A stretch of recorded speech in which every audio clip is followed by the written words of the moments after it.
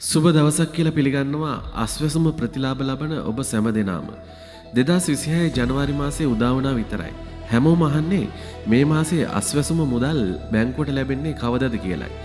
අද මම මේ ගැන ලැබුණු අලුත්ම තොරතුරු ඔයාලට කියන්නම්.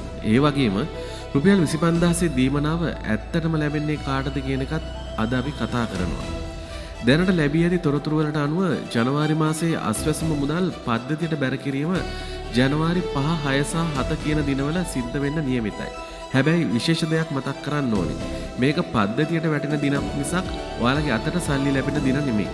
පද්ධතියට සල්ලි වැටුණාට පස්සේ ඒවා ඔයාලගේ බැංකු ගිණුම් වලට එන්න සාමාන්‍යයෙන් තව දින 2-3ක් ගත වෙනවා. ඒ නිසා ජනවාරි 10 වෙනිදාන් පසු එළවෙන සතියේදී ඔබට කිසිම බාධාවකින් තොරව ඔයාලගේ බැංකුවෙන් සල්ලි ලබා ගන්න පුළුවන් වෙයි කියලා අපිට බලාපොරොත්තු වෙන්න පුළුවන්.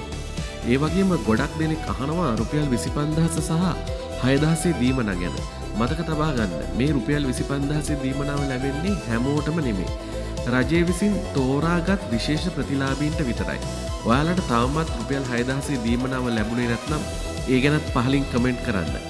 මම මේ ගැන ලැබෙන හැම නිල නිවේදනයක්ම ඉදිරි වීඩියෝ වලින් ඔයාලට අරගෙන එනවා. විශේෂයෙන්ම කියන්න ඕනේ මේ තොරතුරු දැනට අපිට ලැබී ඇති ආරංචි අනුවයි මම ඔයාලට කිව්වේ. රජයේ නිල දිනවකවානු මොනයම් හේතුවක් හෝ නිසා වෙනස් වෙන්න පුළුවන්. මම ඒ ගැනත් සැනින් වීඩියෝ එකක් ගේන්නම්. ඒ නිසා විශ්වාසවන්ත තොරතුරු දැනගන්න හැම වෙලේම අපේ channel එකත් එක්ක රැඳිලා ඉන්න. ඉතින් මේ වීඩියෝ එක තව කෙනෙක්ට දැනගන්න share කරන්න. අනිවාර්යයෙන්ම channel එක subscribe කරලා තියාගන්න. ඔයාලට තියෙන ප්‍රශ්න පහලින් කමෙන්ට් කරන්න. ඔයාලා හැමෝටම සුබ දවසක්.